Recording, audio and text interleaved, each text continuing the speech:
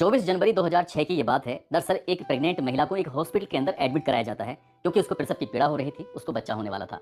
जैसे वो हॉस्पिटल में जाते हैं, उसकी डिटेल जब लिखवाई जाती है तो डिटेल में वो अपने पति का नाम नहीं बता पाती और यहीं से पता चलता है कि वो महिला दरअसल कुंवारी है, उसकी शादी नहीं हुई है जबकि वो प्रेग्नेंट है। अब ये बात धीरे धीरे करके पूरे हॉस्पिटल में आग की तरह फैल जाती है और जब आग की तरह फैल जाती है तभी लोग सोचने पर मजबूर हो जाते हैं कि आखिरकार एक कुंवारी लड़की है, उसे हॉस्पिटल में उसकी माँ ही लेके आती है। इसी बीच में एक लड़का जिसका नाम अनिल होता है वो उसके पास पहुंचता है, लड़की के भी और लड़की के माँ के भी, जाकर कहता है कि हाथ जोड़ते हुए कि अगर आपको कोई दिक्कत, कोई परेशानी, कोई ऐतराज़ ना हो तो मैं आपकी मदद करना चाहने वाला हूँ। जैसे ही मुझे ये बात पता चलती है तो मैंने सोचा क्यों ना आपकी मदद की जाए। आपको पैसे की, आपको ब्लड की, किसी भी चीज़ की ज़रूरत हो तो आप मुझे बोल देना। जैसे ही माँ और बेटी ने ये बात सुनी, उनकी जान में जान आ जाती है। उन्हें ऐसा लगता है कि कोई तो है अपना जो उनकी मदद के लिए आ गया है। अब वो लड़का बिल्कुल जिस हॉस्पिटल में, जिस रूम में वो एडमिट होती है, उसी रूम के ठीक सामने कुर्सी पर बैठ जाता है और तब तक बैठा रहता है जब तक क्या डिलीवरी नहीं हो जाती है। डिलीवरी हो जाती है और जुड़वा बेटियों को वो महिला, वो लड़की जन्म दे देती है। और जैसे ही जन्म देती है उसके बाद वो लड़का आता है, कहता है कि ठीक है, जो भी हुआ है अच्छा हुआ है, बिल्कुल परेशान होने की ज़रूरत नहीं है, तुम अपने घर जाना और घर जाने के बाद इन बेटियों को बहुत अच्छे से इनकी परवरिश करना। लेकिन घर जो हो वो ये वाला नहीं होना चाहिए जहाँ तुम अब तक रह रही हो, क्योंकि लोग तुमसे सवाल पूछेंगे। जैसे हॉस्पिटल में एडमिट कराया गया था, तमाम लोग सवाल करने लगते हैं, तमाम लोग पूछने लगते हैं कि ये दोनों बच्चियाँ कहाँ से आईं, आगे भी तुमसे यही सवाल करेंगे। नई जगह रहना, सब कुछ ठीक रहेगा। अनिल कुमार ने अपना होने के नाते उन्हें सब कुछ सही सही बताने की, समझाने की कोशिश की। जैसा बताया गया था उन दोनों ने वैसा ही किया। आखिरकार वो अपने घर चले जाते हैं और घर जाने के बाद लगभग 17 दिन के बाद ऐसी खबर मिलती है कि उस इलाके में सनसनी फैल जाती है। दरअसल दोनों जुड़वा बेटियां और उनकी मां का कत्ल हो जाता है, बहुत ही भयानक रूप में कत्ल होता है। उसके बाद कातिलों को ढूंढना शुरू किया जाता है और ढूंढते ढूंढते 19 साल का वक्त लग जाता है। इसमें सीबीआई हो, सीबीसीआईडी हो, पुलिस हो, सभी फेल हो जाते हैं। लेकिन एक ऑफिसर ऐसा आता है, उस ऑफिसर ने अपना दिमाग लगाया, दिमाग ऐसा लगाया कि उस दिमाग की चर्चा अब चारों तरफ हो रही है। 19 साल के बाद जब दोनों कातिल जो फौजी होते हैं पकड़े जाते हैं तो वो कहते हैं कि साहब ये तो बता दो कि हमें आपने पकड़ा कैसे। आज की ये कहानी सुनने के बाद आप लोग भी सोचने पर मजबूर हो जाएंगे कि पुलिस अगर चाहे तो वक्त चाहे कितना भी लग जाए, वो अपराधी को पकड़कर सलाखों के पीछे जरूर पहुंचा सकती है। आदाब, नमस्कार, सत श्री अकाल। मैं उस्मान सैफी। आज की जो सच्ची घटना मैं आपको सुनाने जा रहा हूँ, ये सच्ची घटना है केरल प्रदेश का एक जिला है कोलम, और कोलम जिले का ही एक गाँव लगता है आंचल। बात कर रहा हूँ 10 फरवरी 2006 की ये बात है। दरअसल एक महिला जिसका नाम संथम्मा होता है, संथम्मा की बेटी होती है और बेटी की 2 बेटियां होती हैं। दरअसल वो संथम्मा अपनी ही बेटी की प्रेगनेंसी की, उसके बच्चे होने की तमाम जो डिटेल थी, जानकारी थी, वो पंचायत भवन के ऑफिस में जमा करना था, बताना था। और जैसे ही वो इन जानकारी को जमा करके वापस करके आती है, आकर देखते क्या है कि जो उसकी बेटी है और उसकी बेटी की दोनों जुड़वा बेटियों का कत्ल हो चुका है।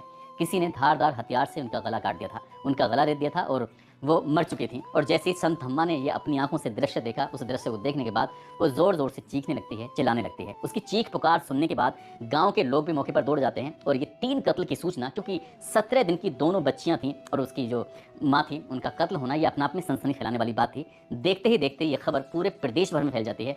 हर कोई जानना चाहता था कि आखिरकार कत्ल किसने किया है।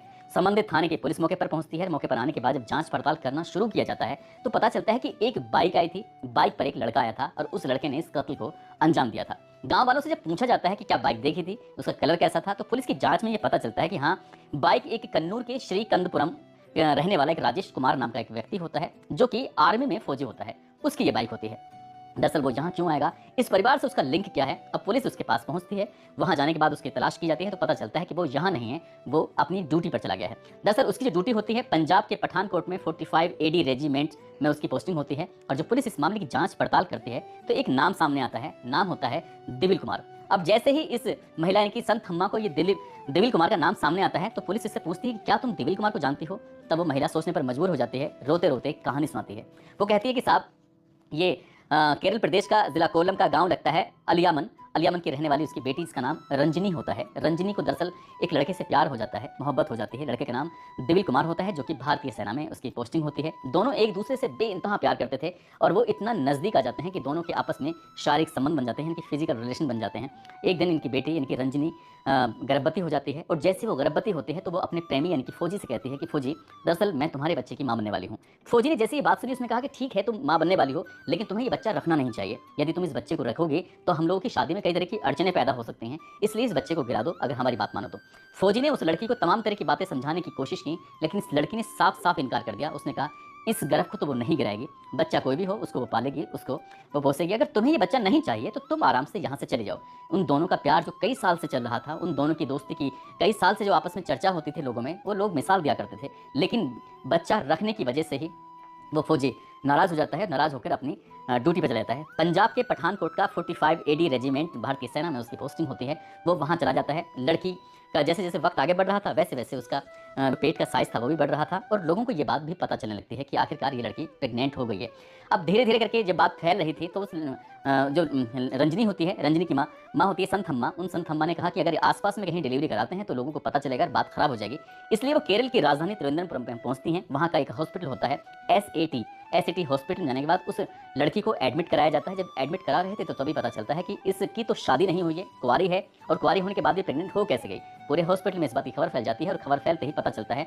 इसी बीच में एक मददगार आता है और मददगार कहता है, जिसका नाम अनिल होता है, अनिल कहता है कि मैं तुम्हारे ही कोल्लम जिले का रहने वाला हूँ, तुम्हें परेशान होने की बिल्कुल भी जरूरत नहीं है। पैसे की बात हो तो पैसे तुम्हारे पास पहुंचेंगे, अगर तुम्हें ब्लड की जरूरत पड़ती है या इसके अलावा किसी भी तरह की जरूरत पड़ती है तो मैं तुम्हारे साथ हूँ। जब उस रजनी को एडमिट कराया जाता है तो वो लड़का उस कमरे के ठीक सामने बैठ जाता है, इंतजार कर रहा था कि कब उसको किसी भी इमरजेंसी की जरूरत होगी तो किसी भी हद तक वो जाने को तैयार है, क्योंकि ऐसे वक्त में अगर मदद नहीं की गई तो कब तैयार रहता है। उसके बाद बच्ची यहाँ हो जाती हैं, दो जुड़वा बेटियां जब पैदा होती हैं, पूरे हॉस्पिटल में उन दोनों की किलकारियां गूंजने लगती हैं। अब अनिल कुमार ने एक बात कही थी, रंजनी तुम्हें अपने गांव नहीं जाना चाहिए, बल्कि तुम्हें जाना चाहिए कहीं ऐसी जगह जहां पर तुम्हें कोई रोके ना, कोई टोके ना।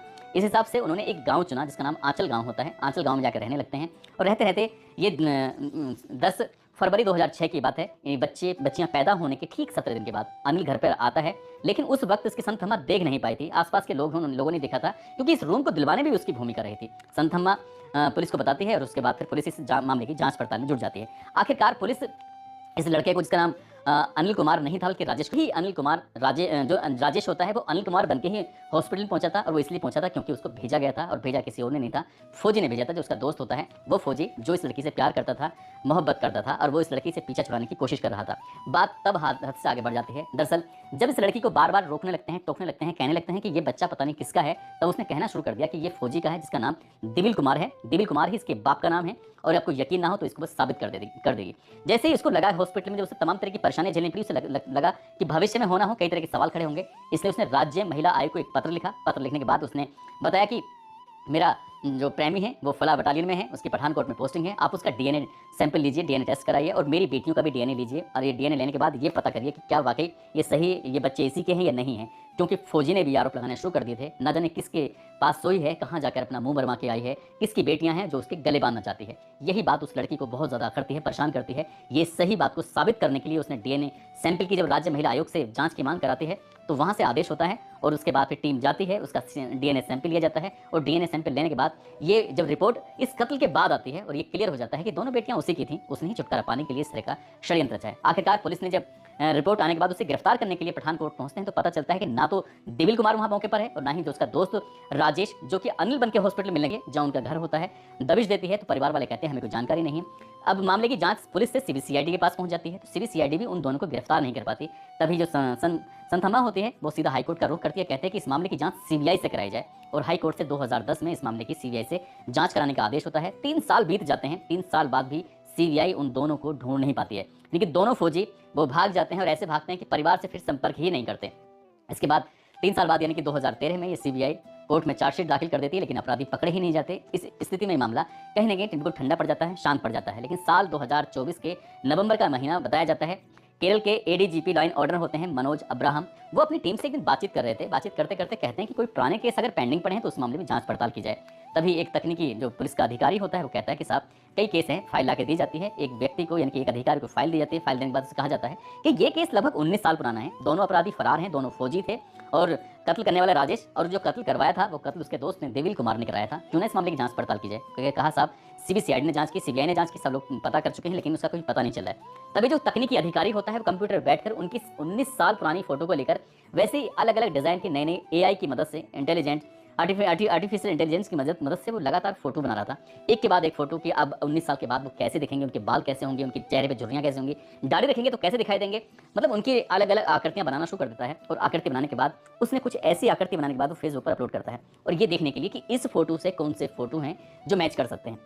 इसी तरह से करते करते एक विष्णु कुमार नाम के व्यक्ति का फोटो 90% मैच कर जाता है। दरअसल विष्णु कुमार ने अपनी शादी का फोटो लगाया हुआ था, और शादी का फोटो और जो एआई की मदद से फोटो बनाया गया था, जब दोनों आपस में मैच किए थे तो 90% मैच करने के बाद तब एडीजी प्लान राइटर के यानी कि मनोज अब्राहम के पास पुलिस टीम पहुंचती, कहते हैं कि साहब एक व्यक्ति है जिसका नाम विष्णु कुमार है, जो कि पौंडीचेरी में रह रहा है, क्यों ना हमें वहां जाना चाहिए, देखना चाहिए।